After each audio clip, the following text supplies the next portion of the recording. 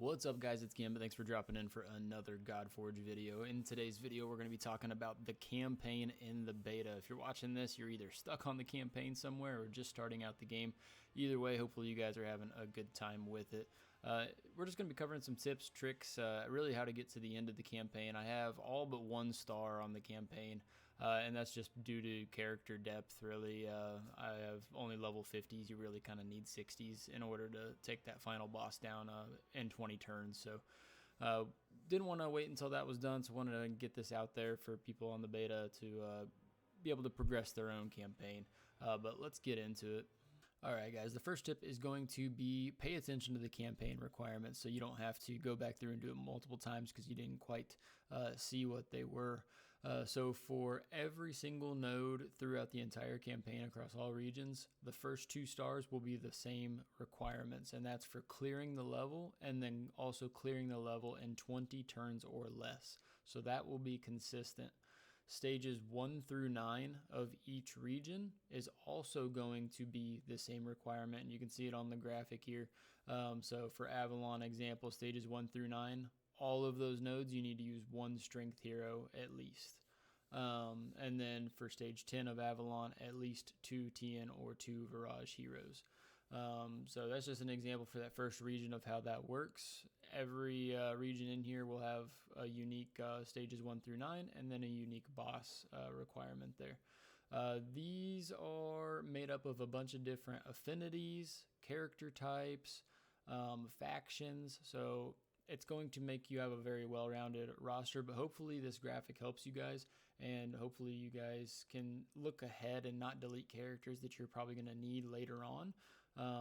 That way you at least have a heads up of what's coming later in the campaign.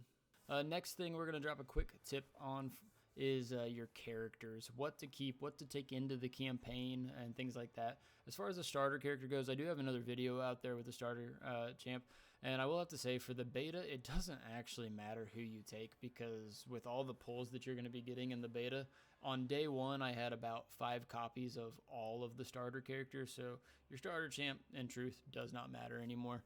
And I think I ended up getting the best value, not out of Ramses like I had expected, probably because I pulled Banshee so early, but Lady Jacque's been actually phenomenal. I got a lot of copies of her, so I was able to power her up pretty decently, and she's been carrying through some waves and everything. It's been great. So starter champ doesn't really matter. I recommend using either Lady Jacques or Ramses for stages 1 through 9, and then for those boss fights, if you're struggling to get the under 20 turns or you're struggling with the boss himself, then Guan Yu is going to be great. Just save his ult and nuke him at the end. Beyond that, for the campaign guys, AoE is king. We want all AoEs. So you're looking for characters like all of these top characters that I have. They have 2 AoEs on their kit, so their core ability is going to be an AoE and their ultimate is going to be an AoE. That's going to help really immediately punch through wave 1, and then you kind of basic through wave 2 to build up your ultimate, and then on wave 3 you just unleash all your ultimate for all that AoE damage, and you're going to be getting the under 20 turn clears pretty easily. It is kind of that simple. Moving on from the characters, because we will probably make a more in-depth video over kind of team comps and things like that, but I just wanted to get that generic one in this campaign tutorial. And then moving on to gear. My gear is super mismatched on all my characters. I hardly have any set bonuses. It's great if you can do that, but don't go out of your way to do that. It's going to take a lot of grinding in order to get 6 pieces of the same gear set of actual good stats on them. But what I recommend is pure attack, guys, for the campaign. You can see I got attack, flat attack's fine, but attack percent is what you're really wanting to go for.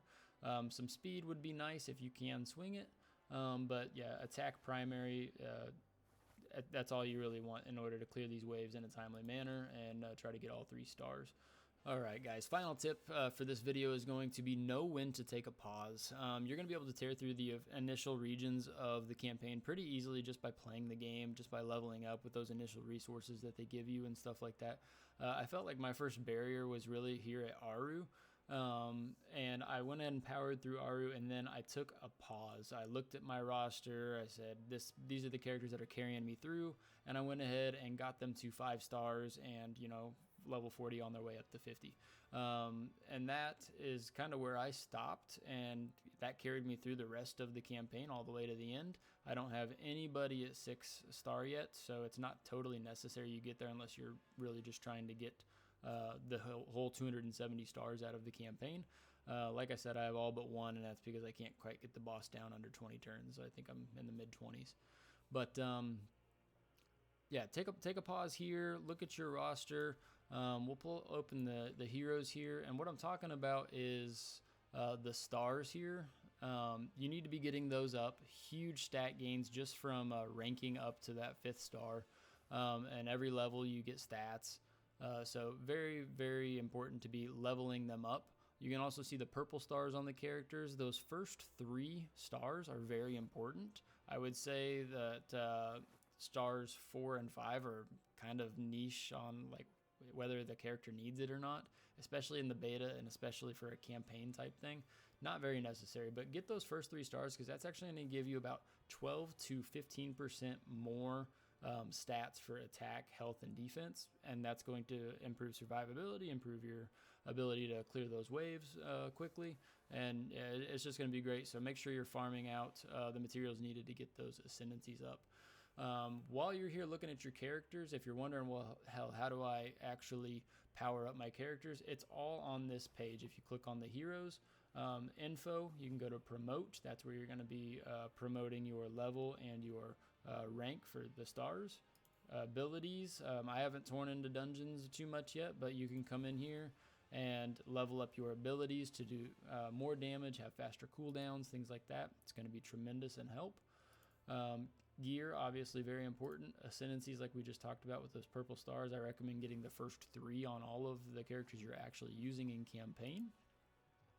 And then awakening. Don't delete any duplicate copies of your characters, because you can come here to awakening, drop them in this ability upgrade, and you can see it'll tell you what it's going to do. Ability upgrade also decrease the target's divinity by 100. So it'll just give you extra stats sometimes, extra little sentences on your abilities to do more. But yeah, don't get rid of any duplicate copies of your characters. All that being said, guys, I hope you're really having a lot of fun with this beta. Let me know in the comments below how your experience is going. How is your campaign going? Where are you stuck? I'd love to hear how everybody's time in the beta is going. But that's going to do it for this video, guys. As always, appreciate you for dropping in, and I look forward to catching you in the next Godforge video.